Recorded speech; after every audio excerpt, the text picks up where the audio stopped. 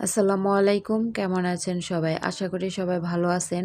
এই তো এখানে পোলার চাল আর গুঁড়া দুধ দিয়ে আজকে পায়েস রান্না করব। প্রথমে নারিকেলটা ভালো করে কোড়ায় নিছি। এই তো কোড়ানো হয়ে গেছে। তারপরে চুলায় গরম পানি বসিয়ে দিয়েছিলাম। পোলার চাল আর তেজপাতা একসাথে ভালো করে ধুয়ে নিয়েছি। তারপরে এখানে গরম পানিতে ঢেলে দিয়ে দিলাম। আর পোলার চাল ভালো করে জাল করে ফুটিয়ে নেব।